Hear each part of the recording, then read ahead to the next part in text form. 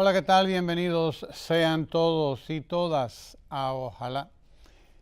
El día bastante interesante ayer porque, bueno, pues, por un lado, el presidente ha estado en Asua, donde junto al pueblo azuano ha estado rindiendo tributo a los héroes de la batalla del 19 de marzo. Asua, nuestra provincia sureña, estuvo de fiesta ayer precisamente con la presencia del presidente del gobierno allí y con este desfile muy bonito, muy lucido y de una participación popular que había que esperar, desde luego, había que esperar. Pueblo de Asua, pueblo alegre, un pueblo entusiasta, pues vio desfilar a nuestras Fuerzas Armadas en una suerte de desfile reducido, muy parecido al que realizamos aquí el 27 de febrero pasado, aquí en la capital. Este desfile en Asua, pues con la presencia del presidente de la República, pues nada, le da una dimensión importante a una de nuestras históricas provincias, Asua, donde se comienza precisamente la lucha por la soberanía nacional y en contra de la reacción haitiana que ya venía a recuperar lo que había perdido con la proclamación del 27 de febrero. Las noticias entonces para aquellos tiempos viajaban despacio, relativamente despacio, porque las noticias viajaban a caballo. Viajaban a caballo entonces y desde luego les toma unos días a los haitianos saber la noticia de lo que pasa aquí y organizar la respuesta militar. Esa respuesta militar que venía en dos frentes que se convirtieron en tres, de hecho. El que venía por el norte, que se divide en dos, pero que eran dos frentes que convergirían ahí en Santiago, y el sur, desde luego, que vendría por Asua hasta la capital. Esa sería más o menos la conducta, o mejor dicho, la manera en que operarían militarmente los haitianos en las luchas siguientes, entrando por esos tres lugares del territorio nacional. Siempre las luchas por el sur, Asua, Baní, San Juan, toda esta zona que interna a la cordillera central y que desde luego forman parte del corazón de la República Dominicana, de nuestro territorio. Allá estuvo el presidente en Asua ayer, compartiendo con los asuanos en este bellísimo desfile de las Fuerzas Armadas de nuestro país, de nuestra República Dominicana, Fuerzas Armadas y la Policía Nacional, que también hace presencia en los desfiles, en estos desfiles. Bellísimo, que ya estaremos compartiendo nosotros en algún momento, porque si bien no pudimos hacerlo en vivo, pues tenemos la grabación y en algún momento pues compartiremos con todos ustedes este majestuoso espectáculo de ayer, que reafirma el entusiasmo, reafirma la dominicanidad y que da un colorido a nuestras provincias. El 30 de marzo es la batalla de Santiago, la batalla de Santiago, una segunda batalla importante también en la reafirmación de la independencia. Fue un mes de lucha, un mes de grandes luchas y un mes de reafirmación de lo que ya Juan Pablo Duarte tenía en la cabeza. Mucha gente creyó que Duarte estaba soñando, que Duarte era un iluso y que los trinitarios eran una balsa de ilusos todos.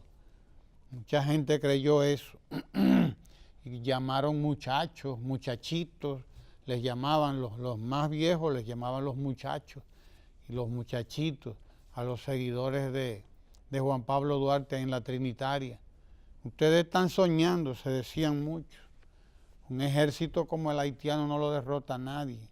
Un ejército que ya tiene 40 años en lucha, que derrotó a los franceses, que derrotó las tropas napoleónicas que mandaba Leclerc aquí. Leclerc, que es el cuñado de Napoleón, había sido enviado a luchar, a tratar de someter de nuevo a los haitianos a la esclavitud. Y fue derrotado Leclerc, fueron derrotadas las tropas de Napoleón ahí en Haití. Ese era el ejército con el cual debían enfrentarse los dominicanos y las dominicanas para retener la independencia y para recuperar su libertad también. Por eso mucha gente decía que Duarte estaba loco, que Duarte estaba soñando. Pero Duarte sabía, conocía la historia dominicana. Juan Pablo Duarte conocía la historia del pueblo dominicano y sabía que el pueblo dominicano, que había escenificado las luchas tan importantes, impresionantes luchas contra poderes como los ingleses, que habían intentado, en 1560 y tanto, habían intentado hacerse con la isla, y después en otros tantos intentos, y que había luchado no solo con los ingleses, sino que luchó también contra los franceses, y que supo mantener solamente las estupideces de España, las estupideces militares de España y las estupideces estratégicas, las estupideces en que caen todos los imperios cuando están sucumbiendo. Solamente esas estupideces hicieron que el territorio de la Española, que era como se llamaba, fuera por momentos cayendo en manos de otras potencias. Fueron las estupideces de España. No fue por nada que tuviera que ver con el pueblo dominicano. El pueblo dominicano demostró con sus cincuentenas organizadas aquí mismo con los primeros criollos dominicanos, mulatos, la mayoría de ellos, gente de pueblo, todos, la mayoría de ellos descalzos incluso, porque no se usaban ni zapatos. Era un pueblo pobre, muy pobre. Pero esas cincuentenas supieron mantener a raya a todos los invasores. Y Juan Pablo Duarte conocía esa historia y sabía que ese germen libertario, que ese germen estaba ahí, ese germen de la lucha guerrillera, eso estaba ahí, y que solamente estaba esperando el momento para que alguien lo despertara. Y Duarte sabiendo que eso estaba ahí, organizó la Trinitaria. Y efectivamente, estaba en lo cierto. Estaba en lo cierto Juan Pablo Duarte, y estaba en lo cierto en su creencia de que el pueblo dominicano era capaz de defenderse, no solo como lo hizo en la historia anterior, contra franceses y contra ingleses y contra quien fuera, sino que también estaba en condiciones ya de ser un pueblo libre, de ser un pueblo independiente. Una idea que estaba en la cabeza también de Juan Pablo Duarte, de él. Él creía en la independencia absoluta, la pura y simple. Él la predicó. Otros, Santana, Báez, etcétera, eran partidarios del protectorado. De hecho, Báez intentó en más de una ocasión vender hasta pedazos del país, como la bahía de Samaná, a los franceses, a los ingleses, a quien se la comprara, a los mismos Estados Unidos.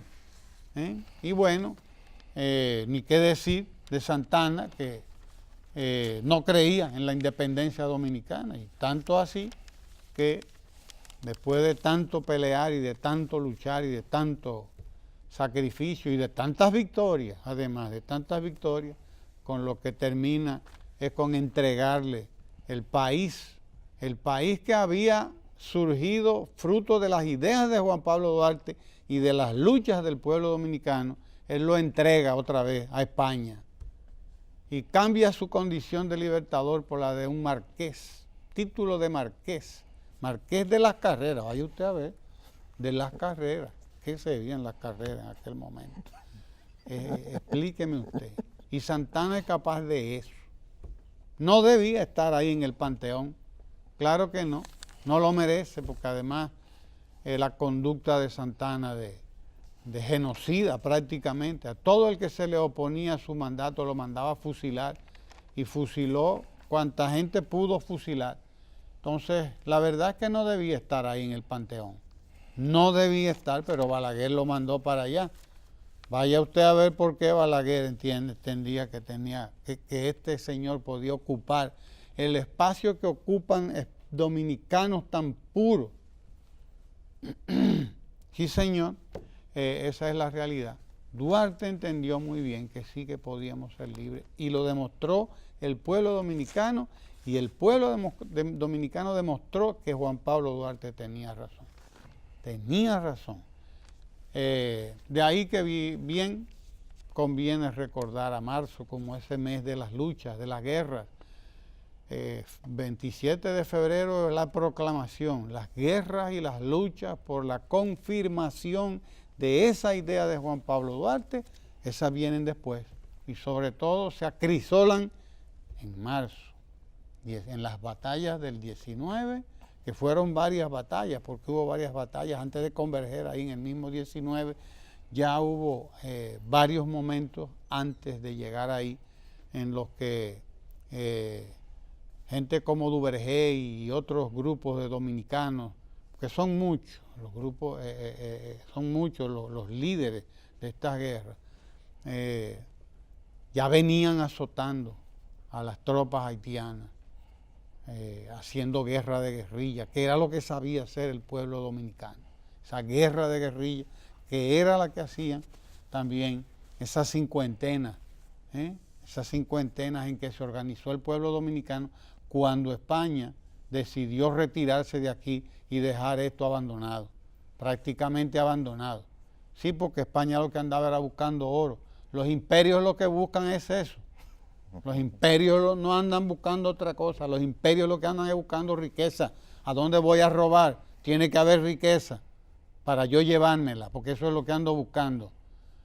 Como ahora mismo, toda la lucha es por el petróleo, toda la lucha es por el control de los recursos naturales. No se crea usted que la lucha contra Venezuela es porque Maduro es feo, porque además no es tan feo, dicho sea de paso, hay gente más fea que Maduro.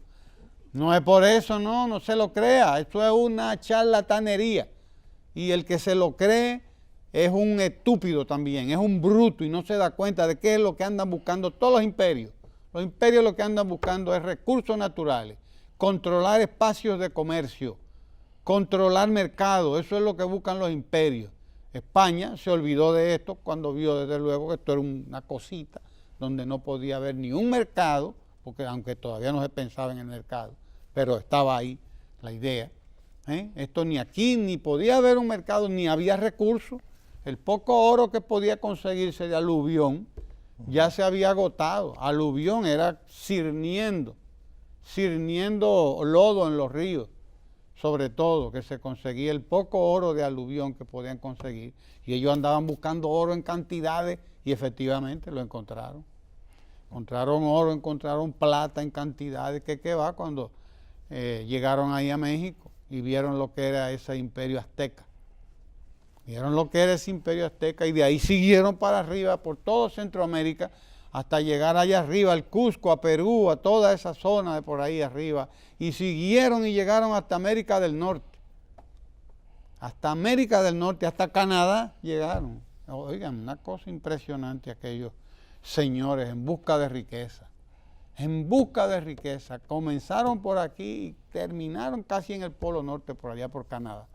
Una cosa, una épica formidable. Ahí está la historia. Y en eso era que andaban los españoles. Y abandonaron esta islita. La abandonaron, la dejaron a la merced de lo que pudiera ocurrir. Y ahí entonces vino todo lo que ocurrió. Se asentaron los franceses en la Tortuga primero, los filibusteros, los piratas, toda esta gente, y vinieron, finalmente terminaron quedándose ahí con ese pedazo que hoy es Haití. Así es, pero esa es la culpa de España. Culpas del tiempo y no de España, decían antes, sí, para no culpar a España, pero España es la culpable realmente, no es el tiempo, ¿no? Culpa de España y no del tiempo, de la estupidez de ese imperio, que lo que andaba era buscando riqueza, como todos los imperios. Siguen hoy buscando riqueza, petróleo, quieren petróleo, hay que controlar el petróleo, ¿dónde está?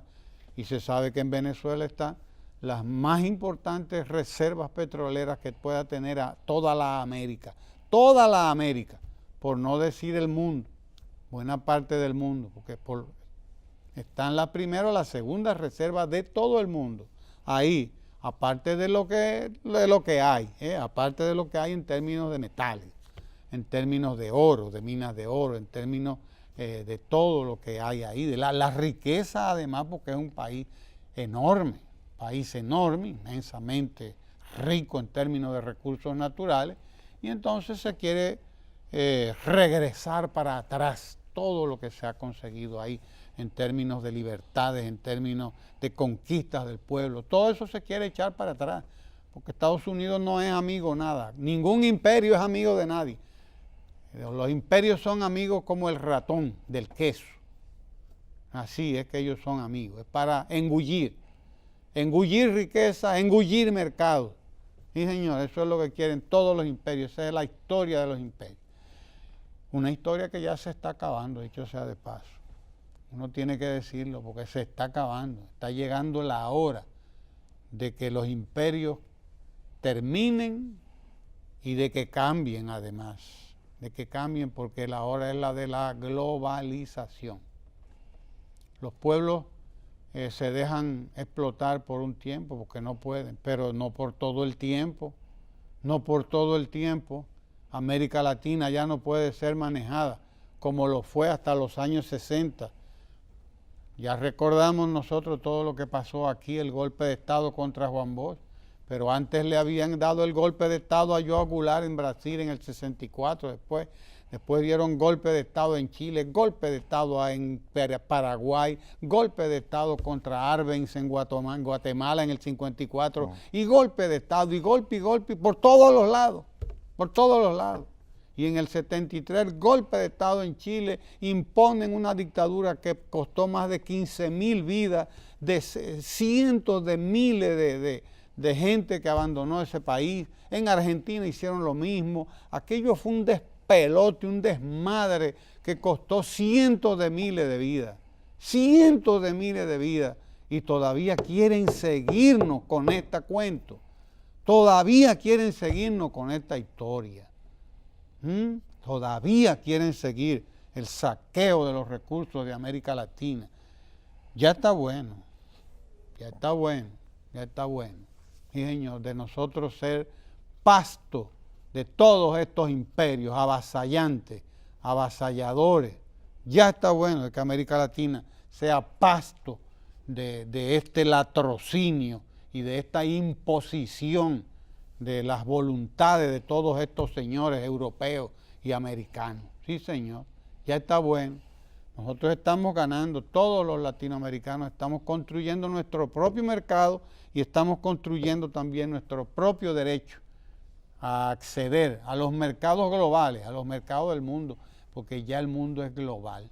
El mundo no es el de Alemania o el de España o el de Francia o el de Inglaterra o el de Estados Unidos, como fue. Primero era el imperio español, después vino el imperio francés, después viene el imperio inglés y después del imperio inglés viene el imperio alemán y el imperio alemán y los Estados Unidos después. Y es un imperio tras otro, gobernando el mundo y después, como no podía uno gobernarlo todo, se lo repartieron. Dice, bueno, Alemania, cógete tú este pedazo de África, cógete tú este otro pedazo de aquí, que los ingleses se van a coger este pedazo de la India y los otros se van a coger esta otra parte y aquel se va a coger la otra y a la América Latina déjensela a los Estados Unidos. ¿Usted había visto una cosa semejante? Estos imperios repartiéndose el mundo, como se lo han repartido y como lo tienen todavía repartido. Todavía lo tienen repartido, sí señor. Nosotros, nuestras luchas de independencia eran parte de esas luchas de liberación y siguen siendo parte de esas luchas de liberación de nuestros pueblos, que no es más que nuestras luchas por acceder a la libertad, por acceder a los derechos de todo el mundo, a vivir tranquilo, a vivir con prosperidad, ahí donde vive, donde nace, donde crece, y tiene derecho a morirse ahí también, pero con dignidad. Vivir con dignidad. Nosotros estamos construyendo aquí una República Dominicana con dignidad, donde los dominicanos también podamos tener nuestra oportunidad de desarrollarnos, de prosperar aquí sin tener que irnos de aquí. Para eso se está construyendo todas estas escuelas. Ayer fue una jornada interesante, porque además del presidente estar en Asua, recibió a dos grupos empresariales importantes aquí. Uno de ellos es de Bepensa, que es uno de los grupos de la Coca-Cola, que están ampliando sus inversiones en el país. Han invertido ya unos 2 millones de dólares en la ampliación de sus negocios aquí, porque la República Dominicana se ha convertido, y en estos últimos 6 años la República Dominicana se ha afirmado como un lugar de crecimiento en América Latina, como un referente en América Latina del crecimiento económico. Y ayer el presidente recibió a esta gente de la Coca-Cola y estuvo además después reunido con una delegación de empresarios extranjeros, creo que chinos estos, no sé si de Taiwán o de la República Popular China, pero estuvieron aquí. Es una de las compañías, de los más grandes fabricantes de ropa y ese tipo de cosas, ¿no? del mundo. De modo que sí, es surcoreana, sí, ahí está, la SAE, son surcoreanos, Corea del Sur, estuvieron aquí. Y el presidente los recibió ayer. Están explorando la posibilidad de instalar una zona franca en la República Dominicana. Todo el mundo quiere venir a República Dominicana, porque la República Dominicana, primero las políticas del presidente Danilo Medina, la han llevado a ser un espacio privilegiado para los negocios, un espacio privilegiado para los negocios. Y segundo, la República Dominicana, pues además de esas políticas y además de ese trabajo que ha estado haciendo el presidente Danilo Medina en los últimos 6 años, la República Dominicana tiene un lugar importante, privilegiado en el centro del Caribe. Y como centro del Caribe es un lugar apetecible para desde ahí irradiarse hacia otros lugares del mismo Caribe, de América Central y de América Latina y de América del Norte también en sentido general. O sea, tenemos un espacio en el Caribe muy estratégico que favorece el desarrollo de la República Dominicana como lo que ahora llaman un hub. Un hub, sí, porque ahora estamos hablando en inglés, hasta eso nos han dejado los americanos, hablar inglés. Un hub es un centro de actividad. Eso es un hub. HUB, centro, un centro de actividad donde convergen muchas actividades de un mismo tipo, de comercio en este caso, de comercio, de tecnología, de lo que sea. El hub es el centro de la llanta, de la rueda de la bicicleta, el centro de donde salen todos los rayos. Ese es el hub, el centro de donde salen todos los rayos de la llanta de la bicicleta o del triciclo. Eso es un hub. Entonces, en comercio le llaman hub a ese espacio donde se encuentran muchas empresas, muchos emprendedores con un mismo propósito, que es el de hacer negocios. Hacer negocios. Y la República Dominicana es eso, es un centro de convergencia de actividades comerciales, mercantiles, tecnológicas, comunicacionales, etcétera. Es un centro realmente, turística también, porque aquí el turismo se ha convertido y se sigue convirtiendo en un espacio importante de la economía dominicana y en donde convergen muchas inversiones también. Así que esa es la gran historia nuestra.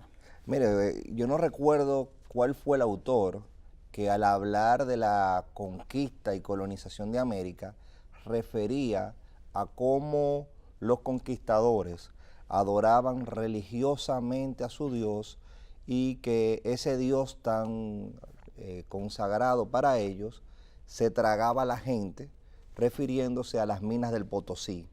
No recuerdo, las minas que existen en Bolivia, donde se extrajo millones, una cantidad de millones en cantidad de plata y de oro, y que los españoles inclusive ni siquiera rescataban los cadáveres de los aborígenes en esas minas del Potosí en Bolivia, sino que era más económico dejarlos ahí, que se fueran con todo, porque la razón imperial de ese viaje de Cristóbal Colón o esa empresa comercial, el descubrimiento de América fue una empresa comercial, nada más hay que ver las capitulaciones de Santa Fe, un contrato comercial entre Cristóbal Colón como marinero y los reyes de España para buscar riquezas.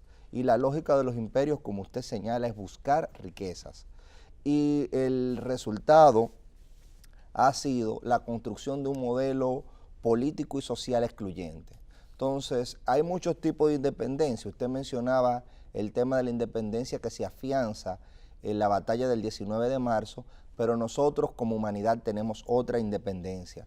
Por ejemplo, la mujer ha sido tal vez la más maltratada. Este mes se celebró el Día Internacional de la Mujer y el maltrato no se elimina con declaraciones, con marchas, sino que es un proceso complejo que se va construyendo paso a paso. En el día de ayer, y me gustaría ver si pudiesen ir buscando esa información, fue galardonada la primera mujer en el denominado Premio Nobel de las Matemáticas. No existe un Premio Nobel de las Matemáticas, por eso en Suecia se creó este premio donde se galardona a las mujeres, a las personas que hayan aportado a las ciencias matemáticas en sentido general. Y en el caso de esta señora que se llama Karen Unlembeck, ella por primera vez, desde la creación de este premio de las matemáticas, creado en el 2002, en un terreno donde, dicho sea de paso, las mujeres en el área de las matemáticas siempre han sido minusvaloradas. Hubo autores inclusive que dijeron que las mujeres no tenían la inteligencia adecuada para propiciar los procesos lógico-matemáticos, imagínese usted. Y esta mujer ha sido una de las fundadoras del análisis geométrico moderno y sus aportaciones en cálculos de derivada y de todo lo que es la geometría ha permitido inclusive en el espacio ir ubicando, miren, esa es la galardonada, Karen Kesbuya Unlebeck, quien, como dije, ha hecho contribuciones importantísimas en lo que es la geometría del espacio y la geometría de las cosas pequeñas. Entonces, que estemos todavía con este tipo de discriminaciones y tachas en áreas que se supone que deben de estar libres de lo mágico religioso, lamentablemente es una de las cosas que se vienen arrastrando por ese sistema y esa imposición de un sistema económico y social que trae marginación y trae este tipo de cosas. Así que celebramos ese merecido galardón a esa destacadísima matemática y científica que luchó y se esforzó no solamente en la consecución de ese galardón y de esas contribuciones, sino ella como mujer tuvo que afrontar muchísimas personas que la descalificaban por el simple hecho de ser mujer. Inclusive ella estudió en Texas porque habían otras universidades que le cerraron las puertas precisamente porque las mujeres no eran tenidas en cuenta en el área de la matemática. Ella tiene 76 años y es un logro de la humanidad que se esté reconociendo la valentía y la capacidad que tienen las mujeres en el desarrollo también de la ciencia. Mire, yo quiero hablar ya fuera de este contexto internacional de algunos comentarios que se han hecho en República Dominicana que a primeras luces pueden parecer interesantes, pueden parecer ciudadanos, pero que esconden varios elementos. Mire, el sistema que ha existido en las administraciones públicas latinoamericanas, lamentablemente ha sido el sistema de despojo. El sistema de despojo es el sistema que en Estados Unidos existió hasta la primera década del siglo pasado. A partir de ahí, ellos rediseñaron su administración pública y se eliminó ese sistema de despojo. En República Dominicana siempre existió un sistema de despojo.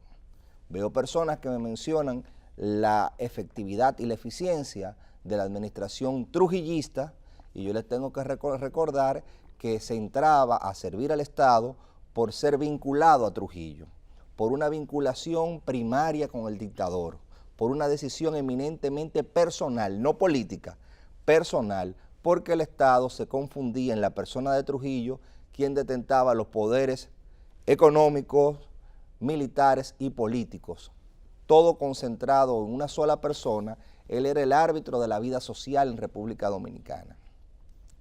Después de la muerte de Trujillo y del intento fallido de democracia, que fue el profesor Juan Bosch, fallido porque hubo intereses que no le interesaba que ese sistema de despojo se desmontara, tuvimos una esperanza pequeña con algunas medidas que tomó Héctor García Godoy, pero tampoco lo dejaron y era evidente que no lo iban a dejar a pesar de las buenas intenciones que podía tener, porque era un gobierno fruto de un pacto político y en medio de una intervención extranjera. El doctor Balaguer le pasó por encima a esa aspiración que se había esbozado en el gobierno de García Godoy y que se había institucionalizado vía el Secretariado Técnico de la Presidencia, que lo crea García Godoy, y una estructura administrativa en donde estaba la ONAP, la Oficina Nacional de Administración de Personal. Es al Partido de la Liberación Dominicana, más mal que bien, que le toca ir creando lo que es un régimen de función pública. Pero más bien que mal, ¿sí? Más bien que mal. Vamos a decir más mal que bien, porque o mal que bien. Más mal que bien, porque no funciona como debería de funcionar, pero pese a no funcionar como yo quisiera idealmente que funcionara, las cosas no parten en el abstracto. Cuando usted ve esa construcción frente a lo que había, usted se da cuenta de que es muy superior. No es lo deseable, pero se va encaminando paso a paso. Eso se evidenció en el periodo 96-2000, sin embargo, la ley 1491 que existía en ese momento fue desconocida completamente en el periodo de gobierno del 2000 al 2004. Que no me crea, que se vaya a ver las sentencias que hubo cuando se canceló a empleados de carrera y el presidente en ese entonces dijo que él no le tenía que ver con la carrera administrativa. Así de claro lo dijo. Entonces, el PLD llega al poder en el 2004, comienza otra vez ese proceso de adesentamiento. Tenemos una ley de función pública del 2008, con sus vaivenes, con sus cuestiones que yo particularmente diría que no estoy de acuerdo, pero es un esquema institucional de avance, pese a lo que pese. Ese esquema es tanto de avance que cada vez más los administradores públicos, las personas que tienen a su cargo la gestión política de la administración pública, tienen menos facultades frente a esos funcionarios de carrera. O sea, cada vez las funciones que tiene una persona que tiene la dirección política de una institución, digo política de políticas públicas, son menos discrecionales. Son menos discrecionales porque existe ese régimen. Y ese régimen partió de los empleados que existían, hubo un proceso para incorporarlos en la carrera y en ese sentido es evidente que si gobernaba el Partido de la Liberación Dominicana y la mayoría de la gente gobernaba porque la mayoría de la gente había votado por el Partido de la Liberación Dominicana, es evidente que la mayoría de los empleados son de carrera, no todos, una gran mayoría, como fue la mayoría que se expresó en las urnas, con un 60%, o sea, un 62% para mí es la mayoría, una mayoría más que considerable, no es una mayoría simple, porque mayoría simple es menos de un 50%, aquí estamos hablando de un 62%. Entonces, si usted tiene un 62% de respaldo, es evidente que usted tiene las mayorías en esa población o ese electorado. Y la mayoría de las personas que se incorporaron a las carreras, porque muchos ingresaron a la administración pública y después hicieron el proceso de incorporación, se prepararon y concursaron, son PLDistas. Entonces, yo veo que se ha tomado lo que ha dicho la diputada Lucía Medina y se ha planteado como que el mundo se está acabando porque ella dijo, básicamente lo dijo con otras palabras, que la persona que ganase la candidatura, si no es el PLD, o sea, hay un riesgo de que no haya continuidad en las políticas públicas, puede desconocer esos empleados de carrera y esos empleados que están en la administración pública. Eso fue lo que dijo. Y yo veo que se han desatado el pandemonium. Sin embargo, hay personas que abiertamente han dicho que van a desconocer la carrera administrativa, que van a desconocer la ley de función pública y nadie le ha caído arriba. O sea, ella dice, señores, cuiden sus empleos porque aquí hay un peligro de que no haya continuidad a las políticas públicas. Eso básicamente fue lo que dijo. Y estoy señalando una política pública muy directa, que es la del empleo. Aquí hay todo un armazón institucional, como dije, que se ha ido gestando. Ella dice, cuídenlo porque hay un peligro de que no haya continuidad. Y hay un grupo que ha dicho abiertamente que no cree en la ley de función pública, que va a repartir directamente porque eso es de los PLDistas. O sea, están planteando abiertamente desconocer lo institucional. Y ese grupo que está planteando abiertamente lo institucional tiene la cachaza de criticarla y sacarla de contexto. Entonces yo tomo ese elemento por ese lado. Después veo el elemento de un señor que fue presidente de un grupo empresarial o la asociación que aglutina a los empresarios, que había hablado de que hay que revisar el gasto social. Ese señor que dice que hay que revisar el gasto social, lo veo en un proyecto presidencial en el día de ayer haciendo afirmaciones. Y yo me quedo pensando, pero ven acá, si este señor me está diciendo que hay que revisar el gasto social, pero no me dicen qué, me hablan de elementos que sí se están cumpliendo, yo tengo que asumir que las conquistas que se están haciendo, cuando hay una corriente de pensamiento que cree que eso es un gasto, no una inversión, como el 4%, como la ayuda a las mujeres con lo que son las guarderías infantiles, las instancias infantiles, la ayuda a los envejecientes, todo eso es gasto social. Si hay una persona que me está criticando el gasto social indiscriminadamente, sin decirme en qué, yo puedo pensar que son recortes o subsidios, sobre todo cuando esa plataforma política, esa misma plataforma política, criticó la tarjeta de solidaridad. Después echaron para atrás y dijeron que no la van a quitar, pero llegaron a decir, hay recortes de periódico ahí, donde ellos hablaban de que eso era un programa que lo que buscaba era el clientelismo morado. Sin embargo, yo me voy hoy a lo que dice la CEPAL y dice que las transferencias condicionadas vía la tarjeta de solidaridad son un instrumento para sacar a la gente de la pobreza. Entonces yo hago estas precisiones porque se quiere a veces confundir y pescar en río revuelto, asumiendo una bandera ciudadana cuando lo que hay es una bandera partidaria. Hago la corrección, o sea, No estoy diciendo que se quiera politizar, no, porque esto es un discurso político. Yo estoy diciendo que se quiere ese discurso político plantear como un discurso ciudadano cuando es un discurso parcial y evidentemente partidario. Aquí en República Dominicana sí es verdad que tenemos el gran reto. El gran reto es seguir manteniendo y eficientizando esas conquistas sociales que tenemos y esos programas de inversión social por un lado, y por el otro lado, que la reforma estructural de la administración pública siga avanzando en planos de equidad, asumiendo que el sector público tiene que tener la misma equidad que tiene el sector privado, que así como hay derechos laborales que son progresivos en el sector privado, los empleados públicos también lo merecen estabilidad en sus puestos y hay que respetar esas conquistas que ya se han logrado. Aquí hay esa lucha pendiente, hay quienes creemos que eso debe de profundizarse y que corre peligro porque los que están en la acera contraria dicen que no conocen eso. Entonces, quería hacer la precisión en ese sentido porque nosotros nos encontramos en un momento delicado y si bien usted señalaba, por ejemplo, el hecho de que la empresa Bepensa, que es la empresa que tiene la marca Coca-Cola, va a invertir en República Dominicana 20 millones de dólares. Estamos hablando, cuando hablamos de 20 millones de dólares, de casi 4.000 millones de pesos. Estamos hablando de que producirá 50.000 botellas de 12 onzas, o sea, una inversión considerable de una empresa que se invierte en un sitio, invierte porque cree que hay condiciones de seguridad.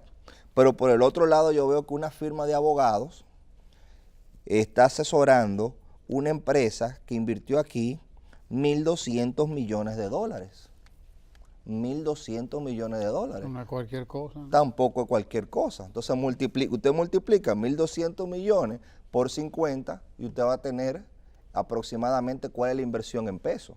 Sí. Y cuando usted invierte esas cantidades en un país es porque usted cree, primero, que hay estabilidad y segundo, usted está apostando a que su inversión, por el clima de estabilidad y confianza que tiene el país, primero se va a mantener y segundo le va a generar un beneficio superior al que usted obtendría si lo invirtiera en otro lugar, porque estamos en una época de competencia, los países compiten por atraer esa cantidad de dinero y si lo están invirtiendo aquí y si tenemos que nuestra inversión extranjera directa ha crecido, es por algo. Dígame usted, así don es. Ramón Tejera. Mire, tenemos ya nuestro invitado aquí, tenemos que ir a la pausa. Pero antes de ir a la pausa, yo quiero decir que me llama mucho la atención el que no ha habido grandes comentarios a un artículo que escribió Andrés Daguarre, hijo Andy, en el periódico El Caribe, la semana, bueno, en esta misma semana, fue el lunes 18, sí, sobre las reformas a la Constitución. Búsquelo y léalo porque es interesante si no lo ha hecho. Porque entre otras cosas, Andy, con esa agudeza que él tiene para hacer sus análisis, y sobre todo erudición, porque busca datos, la historia de las constituciones en el mundo, ¿no? ¿Cuál ha sido? Y cómo es un disparate querer asociar la modificación de una constitución con la inestabilidad. Con algo malo. O con la inestabilidad. Sí. No, todo lo contrario, ¿no? En el mundo se han registrado cantidad y se registran la cantidad de modificaciones a las constituciones.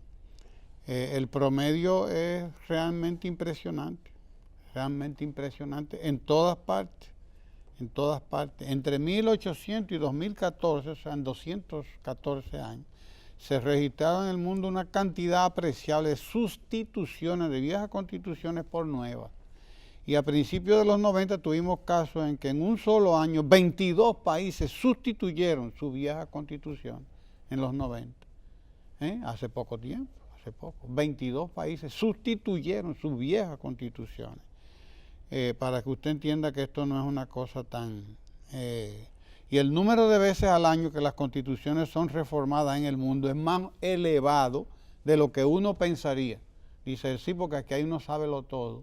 que entienden que el mundo está petrificado, que nada cambia y que ¡ay, si le ponen la mano! Es un irrespeto.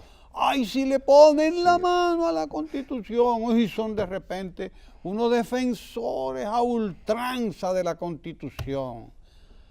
Qué constitucionales son cuando no tienen el poder, pero no le dé un podercito para que usted vea. Sí, pero todo eso es maniqueísmo, se llama, ¿eh? Querer dividir la vida, la realidad, en blanco y negro. Oiga usted, el número de veces al año que las constituciones son reformadas en el mundo es más elevado de lo que podía pensarse. Entre el 2000 y el 2014, oiga, en 14 años, en este mismo siglo XXI, entre el 2000 y el 2014, el promedio anual de reformas o modificaciones constitucionales ascendió a 32, el promedio. 32 modificaciones, promedio, entre 2000 y 2014, el promedio. Las reformas constitucionales en el mundo son mucho más frecuentes que el cometa Halley, dice Andy. Y es cierto, aporta aquí cantidad impresionante de datos sobre modificaciones, sobre países que son fetichistas en la Constitución y sobre la relación que hay entre la modificación de la Constitución y el desarrollo económico y social de los países. Los países que están en más condiciones, en mejores condiciones de aceptar reformas a sus constituciones, lo demuestra él con datos ahí, han sido los que más han crecido. Algunos países como Italia, que son tan fetichistas con la Constitución como los de aquí, están entre los más atrasados. Están entre los más atrasados del mundo y sobre todo en términos de riqueza, en términos de construcción de riqueza. Italia está endeudada hasta el cuello. El cuello ya no tiene cuello. Ya no tiene cuello. Mire, una precisión que me equivoqué ahorita. Corrija. Sí, la inversión de Bepensa es de 1.000 millones de pesos, su equivalente, 20 millones de dólares. Sí. Y la de 1.200 millones de dólares es de 60.000 millones de pesos. 60.000 millones de pesos. Está bien. Estupendo.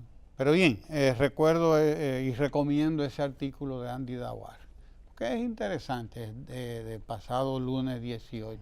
Para que usted vea que no hay por qué tenerle miedo a ponerle la mano a las constituciones. La propia Constitución de los Estados Unidos ha sido modificada decenas de veces, no sé cuántas, ahora él lo menciona ahí.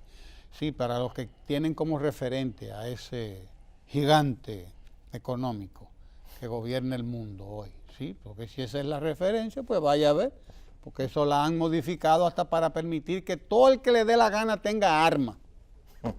Sí, una enmienda para cualquier cosa. Chile tiene 67 reformas constitucionales. 67 reformas constitucionales. Pero dirán que Chile no respeta la Constitución ni tiene estabilidad política. Pero que vayan a ver. Vaya usted a ver. Entonces yo lo que hago es recomendarle ese articulito de Andy, que es interesante, porque dicho sea de paso lo hace un economista. Y no cualquier economista, además. Sí, señor, para que usted entienda que no hay que tener miedo. La Constitución lo que hay que respetarla. Por eso el título del artículo de Andy, hay que respetar la Constitución. Claro que sí, usted lo que hace es modificarla siguiendo a la misma Constitución, porque ella le dice cómo es que puede ser modificada. Si usted sigue a la Constitución, usted respeta la Constitución. ¿Cómo y quién? ¿Cómo y quién tiene que modificarla? Y ya usted sigue ese protocolo que está establecido en la misma Constitución y usted está respetando la Constitución. Y que no me vengan a hablar disparates a mí, todos los que están hablando tonterías por ahí, pretendiendo que una Constitución es un pedazo de piedra. No, señor, no es un pedazo de piedra. Es un documento importante que debe existir, sobre todo en tanto permita que los pueblos se desarrollen, que los pueblos crezcan y que crezcan en todo lo que tienen que crecer, en términos institucionales y en términos materiales. Yo pensaba también que la Constitución era propiedad de una persona, Porque cuando usted dice hay que pasar sobre mi cadáver para modificarla, es porque la Constitución es suya. Claro, usted puede hacer con ella lo que usted quiera. Pero mire, nosotros tenemos invitado aquí a Eric Moreno. Eric es director del centro MIPYME de la Escuela de Negocios Barna, una escuela que tiene mucha tradición en estos menesteres. Vamos a hablar con Eric a ver qué nos dice él sobre MIPYMES, micro, pequeños y medianos negocios. ¿Qué piensan ellos sobre eso en la Escuela Barna de Negocios? No se mueva de ahí.